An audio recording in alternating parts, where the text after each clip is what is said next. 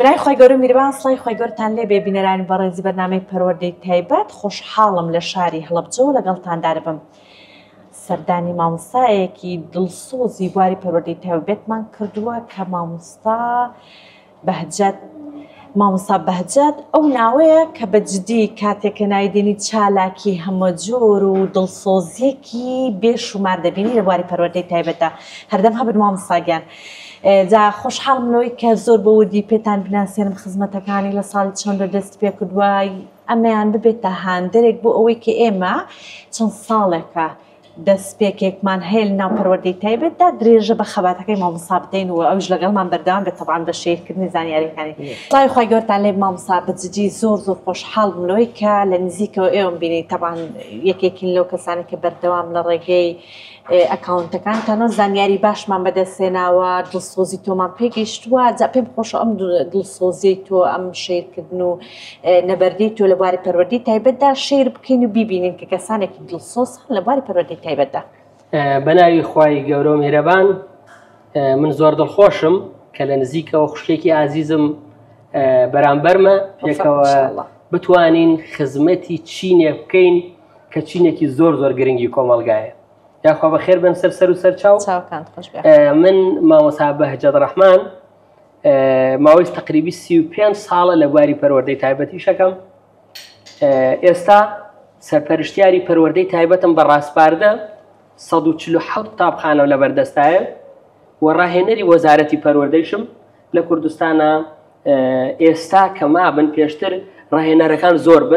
زۆر بوون بەڵام ئێستا 5مان ئەو ئیشاکەین و دەورەکەینەوەنا پێشتر نزیکەی 25 کەس بوون بەڵام ئێستا 5مان لە وەزارەتە ئەم هەستاوێن بەو خزمەتە و خزمەتەکانمان بەردەوام. سەرەتا من نزیکەی تقریبی 40 ساڵە بێ با خەڵک ناڵێت تەمەنەکەی گەورەیە 40 ساڵە بێ زەواجم کردووە. خەڵکی بەڵخەی هەورامانم خوای گەورە کاتێک کە ئینسانەکان ئێنێتە ژیانەوە هاوسەرگیریەکەن ژیان بۆ خۆیان کاتێک کە مناڵیانە بێ هەیە کوڕیەداتێ هەیە کچیەداتێ هەیە مناڵێکی خاوەن پێداویستی تایبەتی ئۆتیزمێداتێ ADHD داون نابینا نابیست. بەڵام من سوپاس بۆ خواگیان شکرم بە ناز و نعمەتەکانی تا ئێستا مناڵمان نییە بەڵام زۆر دڵخۆشم چونکە ئەم مناڵە خاوەن پێداویستی تایبەتانە 35 ساڵە لەگەڵیانە توانیمە بە پێی توانای خۆم بە ئەوەی کە پێم بکرێ چکە بەڕاستی لەوانێت تۆ مەڵات هەبێ زۆر توانای ئەبێ کە مناڵت هەبوو ببڕۆی بگەڕێی بۆ خزمەت من هەڵ مناڵ بوون و ئەوانە وەحسێب نییە بکەوە بێ و هەبێتەوە ئەبێ بتانی پەروەردەی بکەی بتانی بەخێوی کەی بتانی بژێویەکی بۆ تەرتیب بکەی. بەڵام من شکر سوپاس بۆ خوای گەورە دایم فەزلی خواگیانم ئێستا من خۆم یەکلایی کردوەوە بۆ ئەوان و بۆ خێزانەکە ڕەبی هەردەم یاخوا بێ ئینشاڵڵا. بەداخەوە خاوەن پێداویستی تایبەت زۆرن. ئێستا لە هەڵەبجە 627 قوتابی خاوەن پێداویستی هەیە گرفتەکانیش قورسن. ئێمە 3 ئاستمانێ ئاستی 1 و 2 3 ئاستی 1 من و تۆین ئاستی 2 ئەوانن کە کەم بینان کەم بیستن چەپلەرن گرفتێکی بیستۆکی هەیە مامۆسای ناوپۆ لەتوانێت بە ئاسانی حەلیکە. بەڵام ئاستی 3 نابینا نابیست ناگەفت ADHD داون سندرۆم شەلل دەماغ ئەم گرفتە قورسانن پێویستە مامۆسای پەروەردەی تایبەت هاوکار بێ. ئەگەر ئێمە کتابێک تعمیم کراوە لە وەزارەت ئەڵێ ئەبێ مناڵی خاوەن پێداویستی تایبەت وەربگیرێ ئەگەر مامۆسای پەروەردەی تایبەت هەبوو لە قوتابخانەکە یان نەبوو چونکە هەمان مافی خوێندنی هەیە عین مناڵەکانی تر. لە هەڵەبجە کاتێک کە تقریبی 10 ساڵ لەمەوە پێش لەگەڵ برای بەڕێزم مامۆستا مەریوان وەهبی بەرپرسی ڕێکخراوی کەمەندامانی هەڵەبجە کەوتینە ئەوەی کە زانیم من ئیش لەو بوارە ئاکەم تقریبی من لە 95-96 بە شانۆگەریەک خۆی من 89 دەرزموتەوە لە هەڵەبجەی تازە سپۆرتیان چێ مامۆستا من گشتیم من خریجی دارمعەلیمینم کۆنم زۆر باش ئەو 3 ساڵەکە کە لە دارمعەلیمی لە 3 ڕۆیت بووەوە 3 ساڵە لە 89 لە هەڵەبجەی تازە دەرزمەوتەوە کچێکمان هەبوو ئێستا مامۆسای چاوی باجەکەم دکتۆر جوابی کردبوو دڵی وا بدڵە ئیشم لەگەڵەوە مناڵاکە لە هەشتاونەوە وەردە لە مەکتەبی شنروێ ئیشم لەگەڵ مناڵێکا کرد کەش گرفتی شەلەل بوو بە شانۆگەری خۆ دەستی شانۆشمەیەوە پەرێتوانە وەردە لەگەڵ ڕێکخراوێک بە ناوی ئەکۆڕن ینی بەڕوو هاتنە هەڵەبجە زانیان ئیش لەگەڵەوە مناڵان ناکەم دەستمان کرد بە ئیشکردن تا دوای لە 2006 وەزارەتی پەروەردە بە دوو قۆناغ ئەوەی خستە بواری جێبەجێکردنەوە منیش لەگەڵ چەند برادێکمە سنتەرێکی پێشوەختمان دروست کرد ئەو کاتە من بۆ وەکو بەڕێوەبەری سنتەری پێشوەختەکە چونکە بەرنامەی تایبەتیان هەیە ئەوان وای لێ هات دەستمان کرد بە ئیشکردن هەڵەبجە بۆ شوێنێک بۆ خزمەتکردنی کەسانی خاوەن پێداویستی تایبەت وردە لە هەمووی کوردستانە کە لە 2006 تەشەنەی کرد و بڵاو بوویەوە لەگەڵ مامۆسامەریوان 10 ساڵ لەمەوە پێش کە زانی من لە وارایشەکەم بەبێ بەرامبەر خزمەت لەگەڵ نیان خانە وردە ستافێکی باشمان دروست کرد لەگەڵ فیدای نێودەوڵەتی بە سپۆنسەری و لەژێر چاودێری بەڕێوەبەرایەتی گشتی پەروەردە ئێمە باشترکردنی پرۆژەکەمە ناوی چی بوو باشترکردنی هەلی خوێندن بۆ قوتابیانی خاوەن پێداویستی تایبەت یعنی هەلەکە هەبووە بەڵام ئێمە باشترکردن ئێمە بە هاوکاری پەروەردە توانیمانەوە بکەین لەگەڵ وەزارەتە اینجا توانیم جێگەدەستی خۆم دروستکەم بتوانم چەندین خولم بینی لە دەرەوە لە لوبنان ئەردەن چوومە ئێران لەسەر مەسروفی خۆم چوومە ئێران یعنی ئێستا تاکە کەسم لە هەڵەبجە کە تێستی ئایکیوەکەم بەبێ بەرامبەر بۆ مناڵ لە پێشوەخت تاوەکو 12 ساڵ هەموو شتەکانم هەیە چونکە بەڕاستی من بۆیە ئەوەکەم یعنی باوەڕت هەبێ ئێستا من زوڵم لە خێزارم بەکەم ئەچی پارە هەیە لە ڕێگەی ئەو مناڵانە سەرفیەکەم ئێستاش ئەگەر خوای گەورە بیکا بە لەسەر خێر ئینشاڵڵا بەتەمام لەسەر پارەی خۆم وڵاتی هیندستان لە ڕێگەی ژووری بازرگانی هەڵەبجەوە داوەت کراوم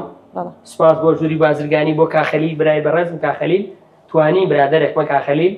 خەلیلی حاجی یاسین پێڵن داوەتیان کردوم بۆ وڵاتی هیندستان مقەدەری ئیلاهی نەبێ بەیانی بەڕێکەبین دەڕۆژ لە هیندستانە بین لەوێ پێشانگایەکی نێودەوڵەتی ئەکرێتەوە نزیکەی 14 وەرەقەی خۆم سەرفەکەم پێشانگایەکی نێودەوڵەتیە بۆ ئەم یاریانەی کە بینیمانها یاریە هێزری و فێرکاریەکان پێش ساڵانە پێشانگاکە ئەکرێتەوە بەڵام من ئەمێ بڕۆم لێ ئیسفادێ بکەم کۆنتاکتێک لەگەڵ ڕێکخراوێکە لەگەڵ شوێنەکە یعنی ئەوەی پێم بکرێ ئەڕۆم مانوبوونم نییە ئەمێ ئینشاڵڵا ئەوە بکەم اینجا من بیرمە کردەوە چۆن مامۆسامەریوان وتی بۆشایەک هەیە لە تەربیا وەردە سیرەکەم وەزارەت پرۆگرامی نییە تا ئێستا وەزارەتی پەروەردە پرۆگرامی نییە کە مناڵێکی خاوەن پێداویستی تایبەت چۆن کوردی و بیرکاریە و پرۆگرامی پەروەردە لەوێ بەس پرۆگرامی نێکەواتە پرۆگرامی خوێندنی منداڵێکی ئاسایی لەگە منداڵی خاوەن پێداویستی تایبەت هەر هەمان پرۆگرامی ئاسایی با بنەڵێن باش بڵێن مناڵانی تر لەگەڵ مناڵی خاوەن پێداویستی تایبەت منداڵان کە گرفتێکی گەشە و پێگەشتن یان لەگەڵ ئەو منداڵانە مناڵەکانی تر هەمان بەڵام زۆر ناڕەحەتە زۆر ناڕەحەتە من چیم کرد کتێبێکم نووسی بە ناوی ڕێبەری مامۆسای پەروەردەی تایبەت زۆر باشە لە ساڵی 2010 ئەم کتێبەی من سەرجەم گرفتەکانی تایە چۆن هەڵسوکەوت دەکەی لەگەڵ ADHD لەگەڵ ئۆتیزم لەگەڵ داونا گرفتەکە چییە ناوەکە چییە سپاس بۆ وەزارەتی پەروەردە سپاس بۆ برای بەڕێزم مامۆستا حەسەن سەرتیب لە پرۆگرامەکان پێداچوونەوەیەکیان کرد سێری کتێبەکەیان کرد ڕێکخراوی کەمەندامانی هەڵەبجە توانی کتێبەکەم بۆ لە چاپدا تەوزیعمان کرد بە سەرجە مەکتەبەکانی کوردستانەوەی مناڵی خاوەن پێداویستی تایبەتی هەیە دوای ئەوە وردە زانیاری وەرەگری هەستام بەعزە شتێکی تیا نەبوو نوقسان بوو کتێبێکی کەم بە ناوی بنەماکانی پەروەردەی تایبەت هەرنووسیری خۆمە لە ساڵی 2022 ئەم کتێبە ئەڕواتە دابش کراویش بەسەر جەم لە ڕێگەی وەزارەتی پەروەردەوە بەسەر جەم قوتابخانەکانی کوردستانە هەر لە تەیوەڵەتا دووەگوزاخۆ هەر بە قەڵاتجێ و ڕانێشەوە شتی زۆر باشم یاریەکانم تیادا ناوە چۆن لە بیرکاریە چۆن لە کوردیا اینجا لەگەڵیشیانە ئەو نووسراوە فەرمیانەی کە وەزیارە دایناوە چۆن مناڵی خاوەن پێداویستی وەرگیرێ چی مافی خوێندنی هەیە لەبەر ئەوەی ئەوە لەبەر دەستیا بوو زۆر ئاسانە. دوای ماوەیەک بیرم کردەوە چینێک هەیە بێبەشە لەم کتێبەی من، ئەویش کەسی نابینایە، کەسی نابینا. نابیناکان بەچی ئەنووسن بەچی ئینەکەن پێڵەن برایل، نووسینی برایل. نووسینی برایل 6 نقطەیە 1 2 3 4 5 6 وەرمونە نقطەی 1 و هەڵتۆقی وە بەرزە 1 و 3 پیتێکە 4 و 5 پیتێکە 1 و 3 و 4 پیتێکە ئەمە برایلە. کتێبێکی کەم نووسی ئەم کتێبم هەر ئەم کتێبە کرا بە برایل لەگەڵ لە سنتەرێکمان هەیە لە هەولێر بەرادەرم بۆ ماڵیان ئاوا بێ سنتەری نابینایانی هەولێر بۆیان لە چاپدان بەڵام کەم حەوت نوسخەیان کرد هەر پارێزگایەک و نوسخەیەکیان پێدان. ڕاستەوخۆم بردن تەسلیمی بەڕێوەبەرایەتی گشتی پەروەردەی سلێمانی هەولێر دهۆک کراوە لەوێ لە کتێبخانەی دانراوە، بەڵام ئەو قەبارەکەی زۆر بەرزە. ئەم کتێبە بچووکە 3 کتێبی گەورە قەبارە گەورەیە. اینجا هەمیشە ئەوە سوپاسگوزاری خوای گیانم زۆر هاوکارمە. من کە خریجی دارمعلمینم یعنی زۆر بە هەر کەسێک بڵێم هاوکارمە، بە هەر کەسێک. ئەمە برای عزیزم کاک حاجی ئازاد هەیە لە هەولێرە، برای مامۆستا مەلا شێرزادی بانخواست، وتی چەند کتێبە دێ با بەرە چاپ بکەم. ڕاستەوخۆ کاک حاجی ئازاد چاوی ماچەکەم کتێبەکانی چاپدا. ئەمە پێشەوەی لە چاپ بدرێ پرۆگرامەکان لە وەزارەت ڕاستەوخۆ بێ بە دوواداچوونی بۆ ئەوەکەن سەیریەکان بزانن نقصانێکی سوپاس بۆ خوای یەک لاپەڕەی زیان نەبوو نقصان نەبوو خینیتیانە و خۆی لە چاپماندا. زۆر باشە مامۆستاگەر ئەوە تایبەتمەندیەکان و دەستپێکردنی تۆ دڵسۆزەکەتمان بینین لەم بواری پەروەردەی تایبەتە. بەس ئەوەی کە زۆر پێویستە بۆ منە یەکێک لە ناو کتابەکان ئاماژ بۆ کردووە کە منداڵانی خاوەن پێداویستی تایبەت مافی خوێندنیان هەیە، ئەویش لە ڕێگەی پرۆگرام یاخود ئەو پرۆگرامی دەمجی پێ دەڵێن وایە؟ کەواتە ئەگەر بۆن منە ئێمە ئەم پرسیارە بۆ ئەو کاتە بکەین کە دەستپێکی ساڵی خوێندنی 2025-26 کە بۆ ساڵی ئایندە دەکە لە خوێندندا کاتێک کە منداڵێک لە قوتابخانەیەک وەرنەگیرا بەڕێوەبەرەکەی ڕەتی کردەوە یاخێک لە مامۆستاکان ڕەتی کردەوە دەتوانێت خێزان ئەوە بکات کە سەروی خۆی ئاگادار بکاتەوە، سەروی بەڕێوەبەر ئاگادار بکاتەوە لەوەی کە دەقێکی یاسایی هەیە بۆی کە منداڵی خاوەن پێداویستی تایبەت مافی خوێندنی هەیە و دەبێ وەربچیت لە قوتابخانەکان. ئێستا گروپێکم هەیە، گروپێکی واتساپە سەرجەم مامۆستایانی پەروەردەی تایبەتی کوردستانی تایە بەکرکوتیشەوە. مامۆستاکان گازندایەکەن هەڵە فلان بەڕێوەبەروەری ناگرێت فلان یەکسەر من ئاسانکاریان بۆکەم. لەم ماوە برادێکم هەیە تەلەفۆنی کریا لە کاتی دەواما بوو وتی مناڵێکەیە لە تەربیەیەک بێژگە تەربیە خۆمان ئیدارەوەری نەگرتووە، یەکسەر بە حکمی ئەوەی فەزلی خواگیانە هەمووی کوردستان ئەمناسێ لە بواری پەروەردەی تایبەتە پەیوەندیم بۆ مدیر تەربیەکەەوە کرد، ڕاستەوخۆ خۆی چووە مەکتەبەکە و مناڵەکە وەرگیرا بە پێی کتابەکەن چووکە ئەم کتابانە تەعمیمەکەم من ئەیگەێنم چکۆک و ڕاهێنەرم تەعمیمەکەم. ینی ئێستا لە هەڵەبجا زۆر باشە، هەموو کەسێ هاوکارە لە پارێزگاوە، لە قایمقاو، لە مەلاوە، لە نەخوێنەوارەوە، لە دایک و باوکەوە، لە ڕێکخراوەکانی کۆمەڵگەی مەدەنی زۆر هاوکارن. ینی نابینی مەکتەبێک مەکتەبمان هەیە مەکتەبی شارەزوو 32 قوتابی خاوەن پێداویستی تایبەتی هەیە بە هەموو گرفتەکانەوە، هەمووی هاوکارن، مامۆستا هاوکارە، مدیرا تایەتی ئەکرێ بڵێت چکە بەڕاستی لە هەڵەبجە بەداخەوە پەیمانگای نابینا و نابیست و ناگفتوانە نییە. ئۆتیزم قرس نابێت لە مەکتەبا بێ، سنتەری ئۆتیزم ئەوێ بڕوان، بەڵام کە سنتەرێکی نابینا و نابیست و داونوانە نەبێ مەجبور ئێمە بە دڵسۆزی خۆیان مامۆستاکان بە عام ئیدارە کارگێڕی مناڵەکان وەرەگرن. ئەگەر مناڵێکیش وەرنەگیرێ ڕاستەخۆ پەیوەندی منەکەن بە منەوەکان منیش لە ڕێگەی تەربیەوە لێژنەمان هەیە لە ڕێگەی لێژنەکەەوە بە کتابێک بێ بە تەلەفۆنێک بێ مناڵەکە وەرەگیرێ. یەک شتیکە بیرچوو زۆر زەرور ئێستا خەریکی کتێبێکم سنتەری هیمەت لە دەربانی خان لە یەکەم پیتمەوە تا ئێستا وعدیان پێیان لە چایبە ئەمە زۆر زەرورە کە ئەچم سیمینارەکەم لە هەر شوێنەکە چوو بە دووە وتیان مامۆستا سیمینارێکمان بۆ بکە چۆن هەڵسوکە بکەن لەگەڵ مناڵێکی ئۆتیزمە لەگەڵ ئەیدیێشدیا. ئەم کتێبەم قەبارێکی گەورە ئیشەڵام پشت بەخوا ناباتە مانگێ دوو مانگکە تەواو بێ کتێبەکە لە تەواوبوو نایە. هاوسوکەوتی دایک و باوک لەگەڵ مامۆسا لەگەڵ ئۆتیزم ADHD داونش ئەمە گرفتەکان لەگەڵ ئەوەشە ئەم یاریەکانە مەمووی داناوە ئەم یاریانە بۆچی باش یعنی کتێبێکی زۆر باشە بێ ینی کتێبەکانم ئەبن بە چوار کتێبی ئینشاءڵڵا ئینشاءڵڵا من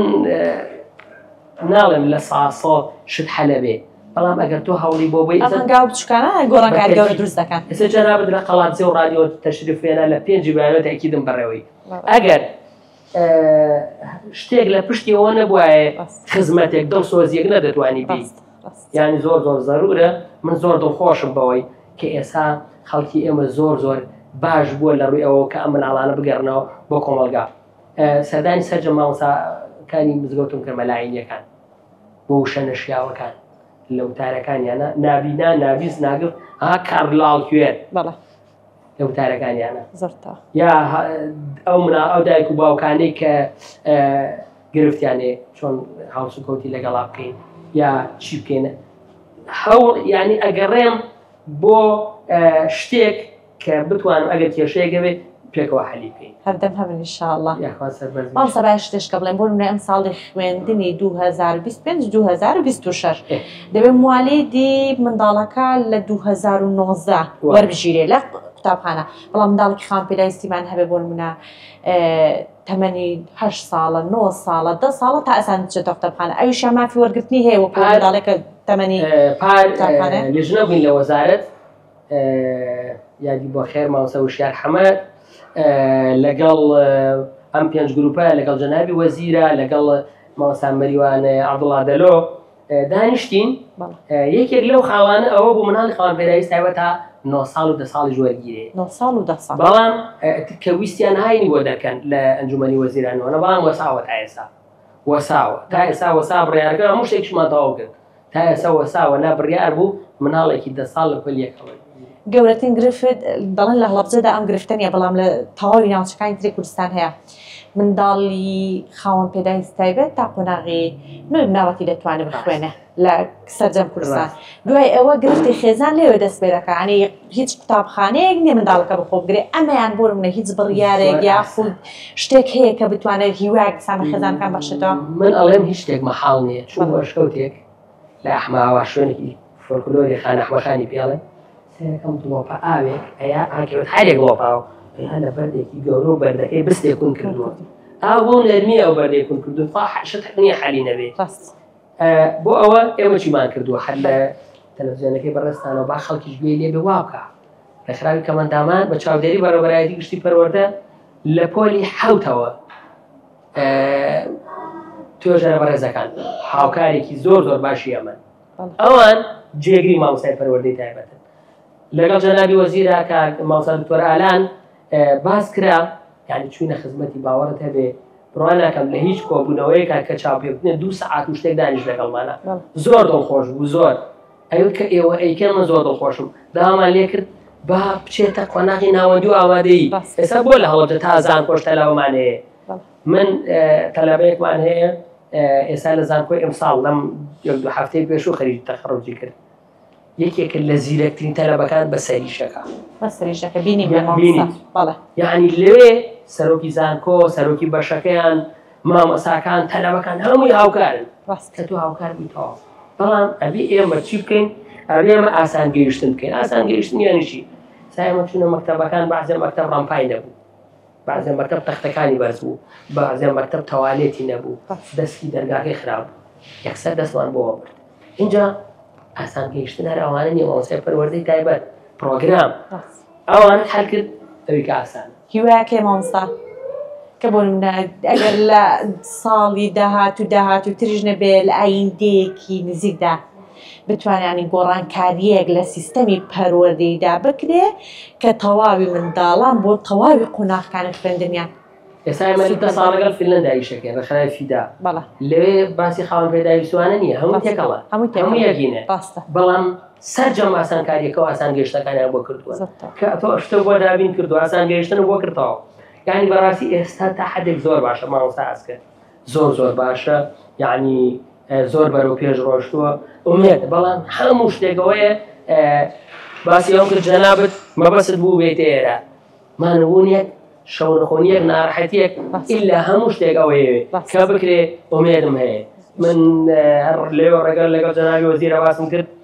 وتم کاکە ڕێگە بدەن ڕێکخراوەکان کۆمەڵگای مەدەنی ڕێکخراوەکانی تر با ئیش بکەن با خزمەتکن دەستخۆشییان لێ بکەن نەک نێڵی ڕێکخراوێک ئیش لەگەڵێنەکەی خۆیان بکە. ئێستا ئێمە ڕێکخراوی کۆمەندامانی هەڵەبجە وای لێ هاتووە لە هەموو بوارێکە لە بواری ئافرەتە سەبواری ئافرەتی خاوەندەداری ویستابەت لەینەکە دەرەچین. پرۆژەیەکمان هەیە پرۆژەی پەلەوەری زیرەکە جیهازمان بۆ دابین کردوون مریشمان بۆ دابین کردوون خۆی پرۆژەکە هەیە بۆی زیاکەی نایڵێن کەسی خاوەن پێداویستە وای لێ هاتووە لە هەڵەبجە زۆر ناڵێ لە ساڵ شتێک لە ساسانی بەڵام من ئەڵێ شتێک مەحاڵ نییە. اینجا پەروەردەی تایبەتیش ئەگەر تۆ لە قەڵاتجێ وڕانیە من لە هەڵەبجە مامۆستا سعید لە گەرمیان مامۆستا خالید لە قەڵاتجێ مامۆستاکەی تر لە هەولێر مامۆستا سعید و مامۆستا عەبدڕەزاق و مامۆستا یوسف کەشانی دۆ کوساخۆوان هەمومان پێکەوە هاوکار بین ماندوو نەبین. ئێستا من نەبێ بەینێک 147 مەکتەبم لایە سەرپەرشتیاری پەروەردەی تایبەتی ڕسمیش نیم بە ڕاستپاردەیە بە سیاری خۆم بە پارەی خۆم بە مانووبوونی خۆم یەک دیارە من حرام بێ سەڵام حەزم لە خزمەتەکەیە ئەبێ شت خۆلێک لایەکی تۆ بووی تاوانساییان هیچ شتێکمان ئاماژەی پێ بکەیت. وەڵاهی شتێک ئەوەیە من زۆر دڵخۆشم یعنی ئێستا جەنابتان تەشریفتان هێناوە لە ڕێگەی ئەم بەرنامەی ئێوە بە مانووبوونی ئەو پیاوە بە ڕێزانەی کە لە پشتی کامێرەوەن بە مانووبوونی جەنابت و هاوسەرت و مناڵ و کەسوکار و ئەوانە کە هاتوونەتە ئێرە خەڵکێکی زۆر ئەیبینێ بەرنامە تەکیدم دایک و باوک دڵخۆشە بێ تەکیدم مامۆستایەکی پەروەردەی تایبەت ئیسفادەیەکە مامۆستایەکی ناوپۆل ئیسفادەیەکە هاوکار ئەبێ. بەڵام یەک شت هەیە مامۆستا دائیم هەوڵەیەم لێرەوە داوا لە وەزارەت دەکەم شوێنی مانەوە بۆ مناڵی خاوەن پێداوی ویستابەت. ئێمە سەنتەرێکی پێشوەختمان هەیە لێرە ئەم سەنتەری پێشوەختە مناڵی یەک ڕۆژ وەرەگرێت تا 5 ساڵ 5 ساڵ شوێنی هەیە قەرەوێڵی هەیە بەتانی هەیە جێگەی هەیە ستافێکی سێ کەسی خواردنێک شتێک یانی زۆر زۆر کەم با وەزارەت ئەوە بکات ئەو مناڵانە تۆ مامۆستا ئەسکە مناڵێکی ئۆتیزمی هەیە تەواو ژیانی ناڕەحەت بووە با من بتوانم ئەگەر تەعزیەیەکت هەبێ خۆشیەکت هەبێ شایەکت هەبێ با مناڵەکە بێنمە لای خۆمەوە زۆر زەرورە لە هەموو شوێنێکە ئەو بیدایە هەبێ زۆر زۆر زەرورە کە ئەو ئیشانە بکەین. ماڵ 24 ساعەتی مەبەستە مامۆستا زۆر تاخ زۆر زەرورە منیشیشم بۆ کرد داواشم لە وەزارەت کرد و پرۆپۆزاڵێکیشم نووسی و هەموو شتێکم بەڵام بەداخەوە دەکرا